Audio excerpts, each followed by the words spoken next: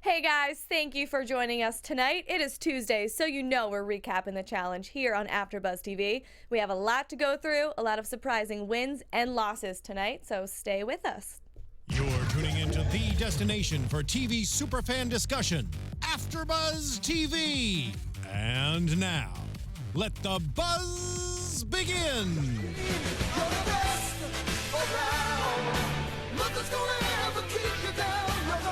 Sweep the leg, Danielson. Sweep the leg. We have a new best. Woo!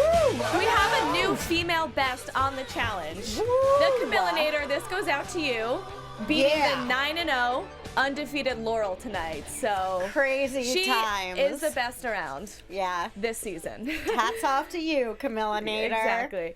Hey guys, thank you for joining us tonight on AFTERBUZZ TV. As you can see, it is Pamela and I. It is the Jersey girls holding it down. So we'll try to maybe use our hands a little bit less, you know, raise our volume, keep our volume down, but it's gonna get a little Jersey crazy up in here. So let's start it up. My name is Jenna, and you can find me on Twitter at Jenna_Bussiere. All right, and let's be honest, we're going to use our hands. Come on, let's not pretend. We're already doing it. My name is Pamela Gross. Thank you so much for joining us. I'm happy to be here, and you can find me all over the internet at Pamela Gross Jill.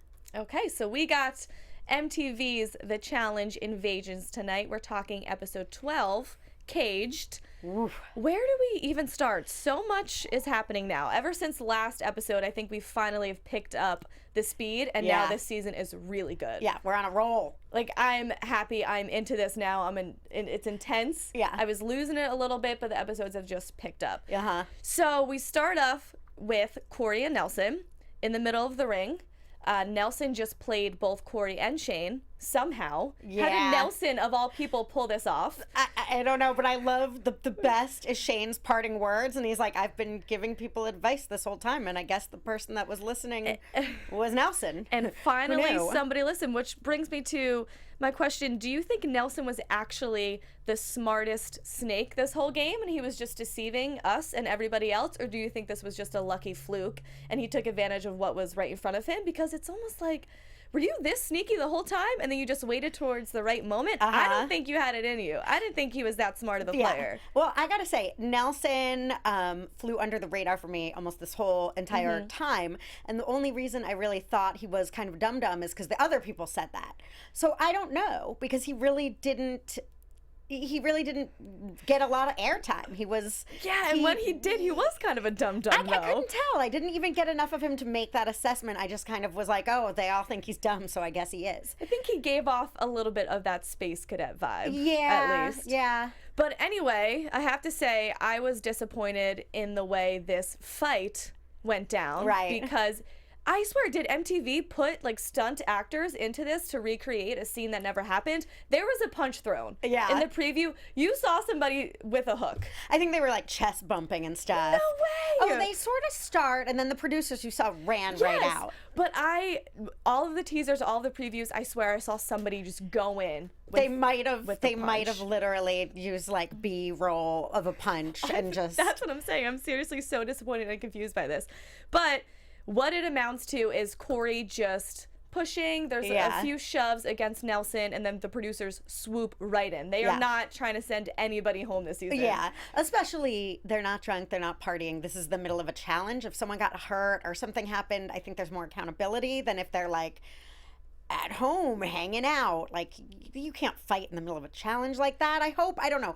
I was glad. I know it would be high drama if they had a real fight, but I didn't want to see that. I kind of liked that they were sort of mature about it once it was over. I liked, how it went down. I still don't understand. It all happened so fast that I was like, what?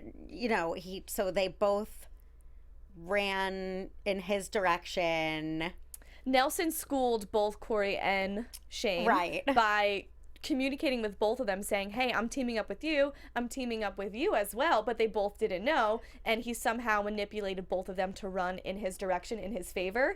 So he rang the bell within 5 seconds when the other two were left thinking, oh, I thought that we were going to take this one guy out instead of just give you the wrong way to the bell. Well, good job, Nelson. And I don't know how. I loved Corey, though, saying, I'm not going to throw a $40,000 punch. Good move, Corey. I really did think with the teaser and stuff that he was going to lose his stuff all over Nelson and that it was going to be a fight. And I think that's a really smart move. And that made me like and respect Corey a lot more than when people just go crazy. It's like, yeah, you know what? Simmer down. Use it in the game. Use it in the game. And Harness he did. that emotion. Yeah, bring it home. And I was glad that he did. It was good. Yeah, no, I agree. I found it surprising, and I was happy with Corey that he brought down his level. I didn't think he was going to be able to control his emotions either. So we have Corey and Shane. Then they face off, tied together, head to head. Corey is pissed off, so this helps Corey. But it kind of looked like Ring Around the Rosie to me. They were just whipping each other back and forth. There was no mental gameplay like we saw with Amanda and Nicole last time. This was just, let's whip each other around. Stronger, the better. That, it almost seemed like the momentum, I couldn't even tell. In fact, the second time, I thought Shane did win. And then it was like, all right, Corey, you're done. And I was like, oh, okay. Because they were just loop-de-loopy, throwing each other around. And I am ultimately glad that Corey won, but man, that sucks for Shane. Like, that's got to be the biggest, like, losing first or getting so close. Like, that sucks so hard. And I think because it's Shane, it makes it so much worse because that's so unfortunate and unlucky for him. Yeah. He has been the best competitor on the Underdogs this entire season and is truly responsible for most of, if not all of their major wins. So for him to almost carry the team, I mean, I know that there's other great athletes on this Underdog team, but Shane, I think, outcompeted all of them. So it sucks. I think it should be Shane and Corey. They are the most deserving to advance. But somehow, Nelson played them all. You know what? You know, there's no rules in challenge. There's no, you can't, things are throwing you for a loop. And I like it. It keeps you on your toes. I do feel bad for Shane because he's like, I can taste it. I am so close. And that is the worst. But you know, the chips fall where they do, and hey, Nelson, good for you. And it seems like Nelson and Corey really do kind of love each other, so I'm glad that they're in it together, sort of, or at least this far. Okay, so one more thing before we get into that. Yes, I completely agree, and Shane's confessional was really sad because he has been in so many challenges, and he kind of deserves it. So for him to just say, man, this sucks, it was disappointing to kind of see him as a competitor leave, and especially in the format that he did. R.I.P. Shane in this show, you know. Wish you the best. I'm sure we'll see him again. It's a bummer. I do. When that happened, I was like, God, that sucks. But so we have the two knuckleheads going forward, Nelson and Corey, and then we go back to the house and they're hashing it out, which is good. It's big of them. It's mature in that game to actually get over backstabbing one another. We don't see that often. Yeah. But I think it was just like too much too soon for me, for the hugging and the dancing already. Like, okay, that's great, you're boys and you're getting over this hurdle that you went through together, but at the same time, you don't need to be best friends all of a sudden again. I mean, I liked what Corey said, where he was saying, you know, when you're in that moment, you're looking out for number one. Like, can you imagine the adrenaline you're feeling in that moment, and you just gun it? I mean, yeah, he did snake them, and he kind of denied it, which also, he didn't fess up. He was like, no, I didn't say that. Which, I don't know. What do you guys think of that? Yeah, that I was like, you could at least say, look, sorry, I'm out for number one. But he was like, no, I didn't betray you. And it's like, well, you kind of did. But, totally did, yeah. You know, hey, it's gameplay. Bananas would be proud, you know. Yeah, exactly. Sometimes you got to do what you got to do. And I do think that is great of Corey to see that and say that that's okay. I understand everybody's out for themselves, but I just think maybe like a little distance. I don't know. He did at the end of the day, he still played you and backstabbed you. You can at least say, all right, I get it, I forgive you, but do we have to be the best of friends now going forward? I don't know. Maybe I'm just spiteful. This is not like a big brain trust going on here between the two of them. I think that Corey, to me, I adore him. He's like a happy lab. It's like, Oh, like I think he forgot. Like he was like real mad. Like, you know, you took my bone away. And then someone threw him like a milk bone. And he's like, oh, okay, we're friends again. We're friends again. Yeah. So he's just like, oh, okay. Analogy. Yeah, new tennis ball. Yay. Woof. He's just running around after his new tennis ball. And that's his friend Nelson. So I think that it was fine. I was like, you know, the two of them together. When Nelson's out maneuvering you, it's like, yeah, I don't know how much is going on there. So, which is good. I think it led to sweetness, a sweetness that made them happy. And I didn't want to see them fight. So I'm glad. Yeah. I love that. I love your Corey analogy that you just gave of him being the happy-go-lucky little puppy. Yeah, sweet, like a loving dog that's just really sweet and loyal. And, you know, like then Nelson pat him. And exactly. Yeah. Okay, we're all good. Man's best friend. Yeah, exactly. So, other than that, you could see that the drama was a little slow this weekend because we had a 15-minute investigation into peanut butter. So, funny, but I mean... Dun, dun, dun. Like... It was funny, though. You took my peanut butter? Peanut butter. Peanut butter? I know. We're Jersey, Nicole is Long Island. Yeah. So I don't know how we fare, how she would think that our accent sound when we do Long Island, but don't say a girl's peanut butter. But then That's they found out, you know. Don't it. Laurel tried to clean it. She was trying to. Yeah, it was ridiculous. Get in under there and not fess up. Yeah, the great peanut butter caper 2017. Peanut butter gate. Let's not spend too much time on our show talking about the peanut butter. They did that on the episode tonight. Okay. So now we get into the challenge tonight, which is called Cage In. And going into this, the underdogs are kind of killing it in the bank. They have 55 going in, and the champs only have 25. Sad. So TJ makes this competition for $30K. Yep. Giving the champs an opportunity, money. To get on up there.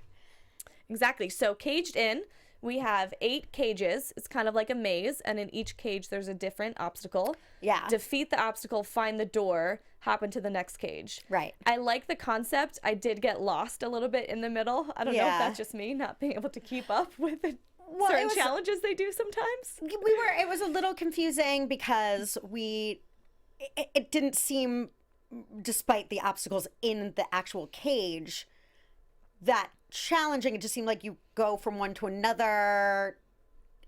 I guess they were saying there were 2 doors and you had to find the right door, but they didn't show. It looked like it was just getting through the door and beating the obstacle. So I was a little confused. Exactly. No, I agree with you about there. that too. But yeah. But it was good. It was a great challenge. Yeah, towards the end, it really started to pick up and be a great challenge, I think. There was exactly the finding the 2 doors kind of threw me off because I couldn't see that clearly. Right. It looked like everything that was going on in the cage was enough. Having to dig through sand, having to slide through bamboo. I think that was enough going on to kind of mess them up. And we never saw, like, what would happen if they went through, when the coconuts fell at the end. That was my favorite, I actually thought, though, that they had done the wrong door. And it was like, no, now you're shut off. You have to go. And I was like, oh, that's not what happened. I wanted to see the wrong door. Like, what happens if you did the wrong door? I guess you would, I don't know. Yeah. If you'd get turned around, but we never got to find that out. But when the coconuts fell, I was like... No, exactly. That is the part that did it for me when they opened the door and all the coconuts fell. That was like, ooh, okay. Like, now I kind of really like this challenge because now they have to find a key amongst all of these coconuts. It's like finding a needle in a haystack. I was claustrophobic and had anxiety just watching this because it's so frustrating trying to find something amongst a mess of so many other things when you're neck and neck with the person next to you doing the same thing. I was like, I can't breathe watching this cage of coconuts. I felt the same way, and I was getting like stressed out because I kept feeling like it was Saw. But then I was like, wait. They don't have to like punch through their face to get the key at the end. Like, it's not, the stakes aren't that high. I mean, they're pretty high because money, come on. But it's not as bad as Saw. But I was like, what's going to kill them in the next cage? But nothing's going to kill them in the next cage. It's MTV, you know? Hopefully they're not going to get killed in the next cage. Coconuts. But not, what's his name? They're not even pointy coconuts. Not old tricycle clown. What's his name? Jigsaw. Yeah, no Jigsaw at the end, which is good. But yeah, it was stressful, and you forget watching that kind of thing how heavy. I'm like, coconuts, who cares? Just toss them. But it's not like a ball pit with plastic balls. Like, coconuts are heavy. So and you're also looking for something this big. Yeah. So like, where in the world could this be? And then it was, because then it just became literally a neck and neck race for time. Like, who's going to get the key and get to the door first? Exactly. It did get very cutthroat at the end, which was the best part. Because the champs were struggling kind of around the 4th, 5th cage, somewhere in the middle. Yeah. They were losing it a little bit. Laurel, then we see the foreshadow of the Laurel and Camilla frustration. Right. Camilla's kind of too busy looking over at the underdog saying, they're already through. Laurel's like, let's focus on us. So there's a little bit of miscommunication there. They get flustered, but they end up tagging right back up with the underdogs. Exactly. And then it becomes a cutthroat neck and neck. Who's going to open this door first? And seriously, between the editing, you really don't know who it's going to be.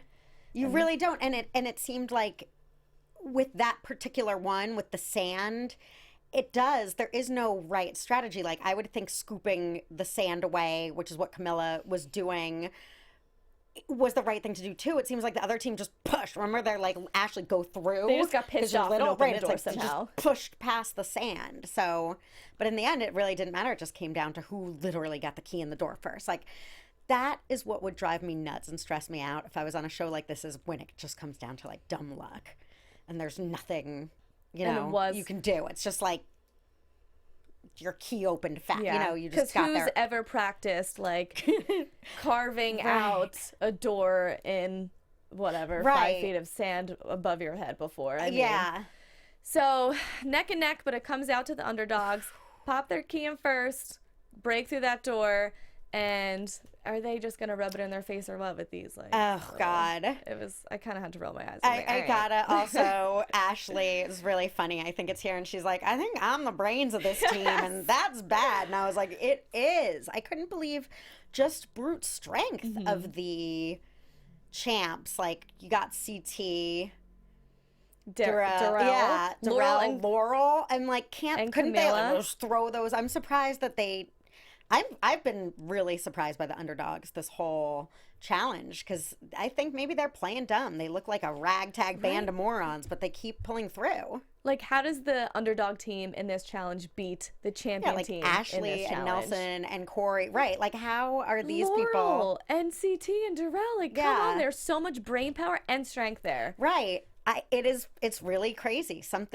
I think it is a combination of talent and dumb luck. Just like the things marry perfectly. So then they take $85K to the bank, and the champ's still sitting at 25, and they're starting to feel the heat about it. Yeah. Then Laurel and Camilla really start to face off about this, and Laurel is pissed off. She doesn't think Camilla did enough. Camilla's mad, saying, Laurel, just shut up. Stop trying to take control over this. She kind of thinks that because of Laurel's size and her energy, that she doesn't almost have a right to be this controlling factor in the team. Yeah. I mean, I that was an interesting argument, because I do feel for both of them. They're just both different personalities, and that comes through really well there. Whereas Laurel just is like, shut up, don't talk about it. I don't want to talk about it. I think she just likes to bottle up her frustration and doesn't want to hear about it. And Camilla wants to vent. So those two, just in the midst of like the other people celebrating and feeling the sting of that loss, just exploded on each other, which is a bummer. But I think it was just, they were just taking misdirected anger. They were just both pissed that they lost, yelling at each other, because what else are you going to do? They were poking each other a little bit. It got kind of catty. I mean, Darrell and CT, everybody collectively was very disappointed in the champions team. But Darrell and CT weren't really playing the blame game. No. Laurel and Camilla were playing the blame game and just didn't want to be, I guess, the girl responsible for their team losing. I will say that on Laurel sort of instigated that. I think Camilla said, like, I didn't do anything meaning causing us to lose, and I think Laurel just took that opportunity and was like, yeah, that's the problem. I don't even think she really felt that way. It's like, everyone worked, you're just both pissed because you lost, and it sucks. It sucks. It's a crappy feeling, after working your butt off and it being so close to lose, and have these underdogs that have been consistently winning. It's not like this was a fluke. They have $85,000 to their 25. It sucks. And it is frustrating for them to lose as a team and not gain the money, but at the same time, they're still going into elimination, which sucks even more. Well, I think knowing that, too. They lost the challenge and they lost the elimination, but regardless, all of them were going in, which was actually a surprise to me. I thought that they were going to keep more players around for the final. I didn't think that it was only going to come down to 2 champions. Well, we thought that too, and I think they did too, because when you see Corey and Nelson after that, it's like, us two, finals. You're not in the finals yet. we didn't know that there was going to be another challenge. I think that was a surprise. Yeah, they don't know what's going on yet. So, CT and Darrell, this matchup sucks because I love them both so much. But of course, we don't even get to see them go. You had to know going into this episode when it was teased, we're actually not going to be able to see this elimination. But just the fact that it's in the future, I'm already... I can't prepare for either one of them to lose and go. I love them both too much. Yeah. Well, we'll cross that bridge when we come to They're it. the challenge gods. We'll cross that bridge when we can't come go. to it. So we're going in to Camilla and Laurel in the fortress, which going in, you gotta take Laurel every time. She's 9-0, not even just her record, for who she is. She's a monster physically, but also she's so mentally strong and focused that I was like, I'm sorry, Camilla, I love you, but you ain't got no shot. Yeah. And the way so can I just back up real quick and go to the like pillow talk between Nicole and Laurel? I love Laurel being like, just shut up. Shut up. Like Nicole, like Laurel really was getting, she doesn't like to hear it. It's funny. Laurel's like, she's like, we won and I'm sorry about that. And Laurel's like, just stop saying that. I get it. Like Laurel was pissed. I like that about Laurel. And then when they're talking, they're sort of pre-challenge or pre-whatever elimination interview. Again, you get the Laurel who's like, I'm not going to underestimate my opponent and I'm just going to go in and try. And then you get Camilla being like, I'm fucking going to bring every fucking thing I fucking got. Like you see the difference between them, which was great. I really enjoyed that. Yeah, no, I loved it. I did think that Camilla looked a little hesitant actually going in because some of the terminology, some of the things she was saying, she's like, like, if I lose, I did all that I could. Yeah. You can't say that. Well, back to that pillow talk, too. I'm team Corey and Camilla. I really thought they were so cute. They're really cute. And they seem, like, well-matched. And he was really sweet with his motivation to her. And I think she was just saying, I'm in a good position. I don't think she was being defeatist. I think she was just saying, look, this is Laurel. Like... I'm in a good place. If I win, great. If I lose, I lost. There's no shame in losing against Laurel, who's Laurel, and as you said, 9-0. Now 9-1. But yeah, I think she was saying like if I lose, she can still hold her head high. It's not like it would be shameful to lose against Laurel. But I thought she had a good attitude. Yeah. Like wasn't over psyching herself out about it. It was like I'm gonna go in and do what I do. That's what I was kind of chalking it up to also. Yeah. But I did think it was kind of concerning. Like, don't go into it kind of already thinking you're going to lose. I mean, she still was ready and wanted to fight, but there was a lot of things she was saying. I was like, she just is ready to lose. I didn't think so. Okay. I didn't feel that way. I felt like she was grounded, getting pretty grounded. But man, yeah. Well, it comes back, and I was dead wrong because Camilla won this challenge against Laurel. So now Laurel has a blemish on her record. She is 9-1 to the Camillinator. Camillinator, cheers. Seriously. Oh, that was so good. So, sorry. Yeah, no. So we were talking about, we're like, okay, cool. When they announced that it was, knotted up or whatever Not it's called. so fast. Oh, is that what it's called? It is. Not so fast. Not so fast. They're so punny. They are punny. They announced that and we were thinking, okay, cool. This is a thing where they're on as equal footing as one could be in a challenge. Like if it was the basketball hoopy thing or a tug of war, there's no way. Physical wise, exactly. Because Camilla really is so much smaller than Laurel. Anything else would have been unfair. This was a fair challenge, or what's it? What are we? Elimination. This is a great for the two of them because I kept wondering what could they do that's going to be fair, a fair game. It was an all-around game and competition. It was it was good, and they did. It is that TV editing magic for those producers keep you on your feet, but they were making it. You see poor Camilla trying to tug this 300-pound rope, and Laurel like no problem, doing it, and I was thinking. Yeah, poor Camilla. It is going to be hard for her being so little. Completely different strategies. Laurel hops on top of the pyramid first thing and then just starts pulling like she's on the rowing machine or something. Yeah. Just dragging that entire 100 feet of rope, by the way. Oh, so it was 100, exactly. And Camilla decides to take the entire rope under her arms, which is probably way more than what she even weighs. I mean, she's a little girl, so she's carrying her body weight plus, And at first, I thought it was interesting that she took that strategy. I kind of thought, like, this might be smart. You know, she's dragging it all in instead of exerting so much energy and tiring herself out by dragging the rope. But it ended up not working out so hot. She gets kind of messed up in her own rope. Yeah. Well, as we saw Laurel doing a sort of steady stream, I feel like I never saw Camilla's doing what she did. They just showed her sort of struggling, and then all of a sudden she was like, you know, climbing through and bending and doing all sorts of crazy moves, and it wound up working. Yeah, exactly. Kindergarten, yeah. Yes, totally. Like that one with all the whole, like, they're like doing flips one in this pyramid and like monkeying through all of it. It's pretty cool. Yeah, so I mean, at the end, it wound up working for her. I wish they did show more of what Camilla actually did, because I didn't have a good grasp on how she accomplished that. They didn't show a lot of wide shots of what their ropes looked like, rightfully so, I guess. I don't want to give it away. Right. But I kind of thought of the glimpse that we did get before the untangling part of the challenge came. I actually thought that Camilla's rope was more tangled than Laurel's. Did. I was like, actually, I think Camilla did a really good job with this. Right. And it didn't look like it the whole time. Maybe she made smaller tangles. Well, Laurel, it seemed like she just did big loop-de-loops, which ultimately wound up being a little easier, I guess, for Camilla to undo.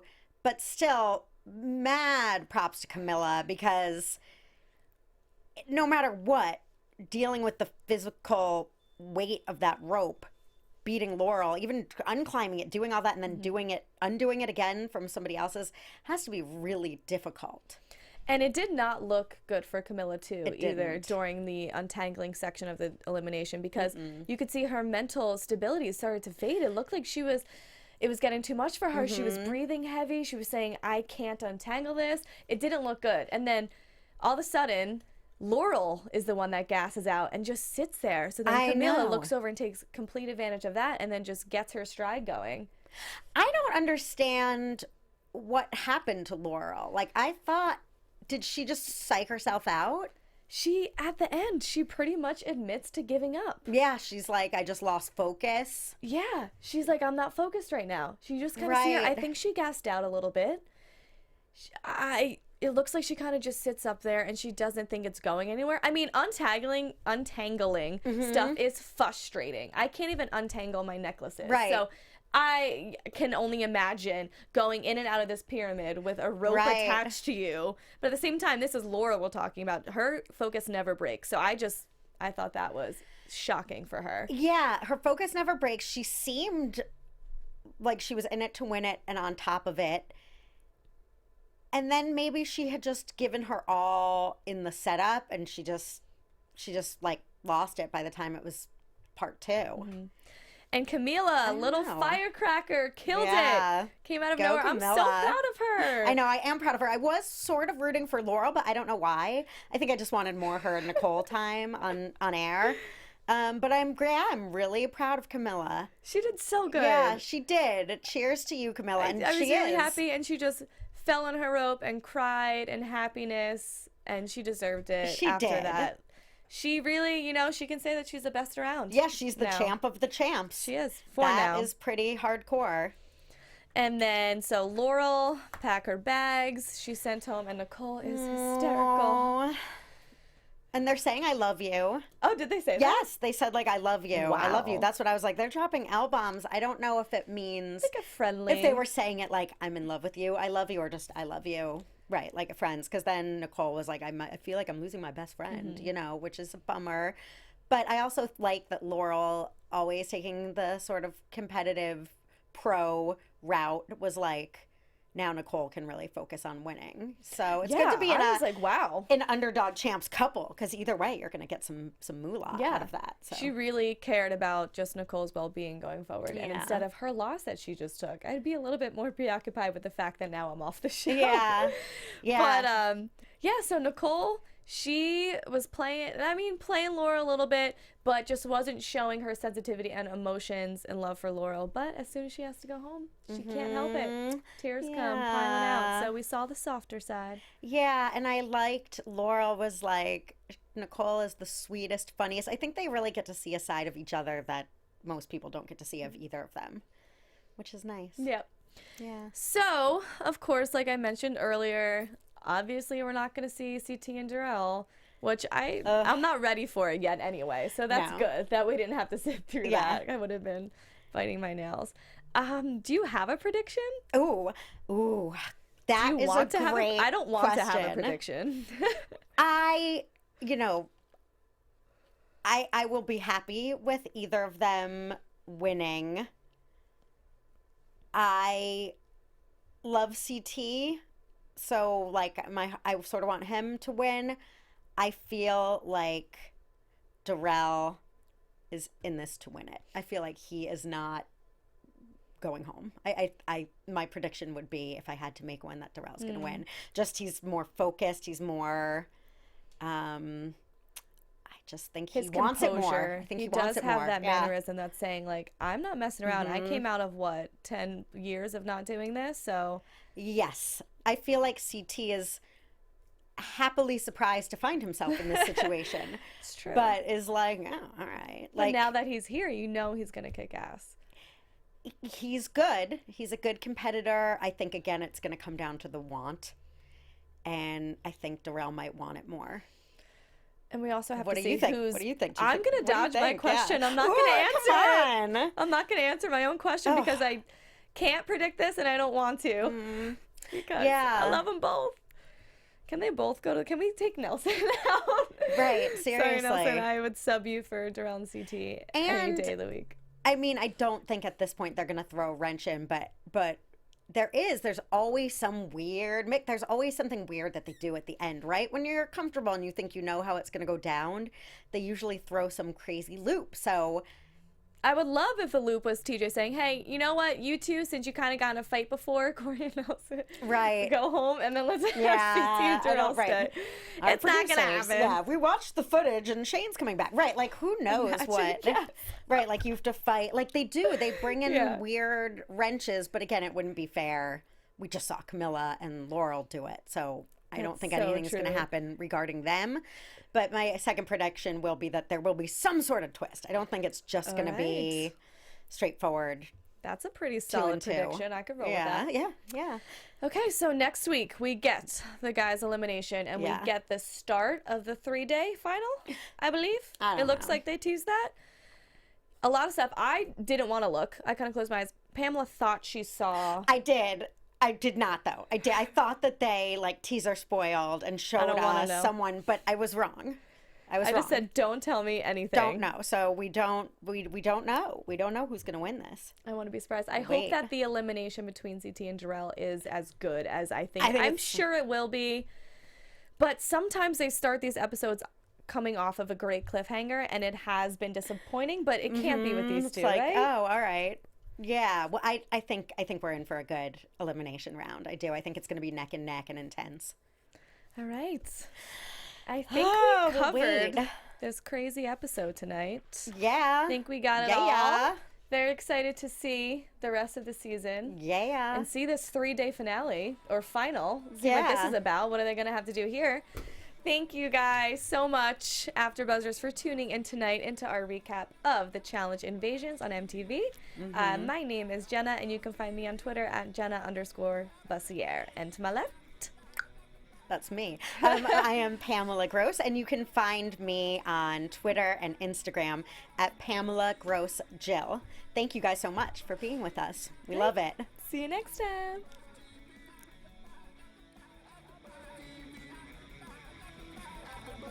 From executive producers Maria Menounos, Kevin Undergaro, Phil Svitek, and the entire AfterBuzz TV staff, we would like to thank you for listening to the AfterBuzz TV network.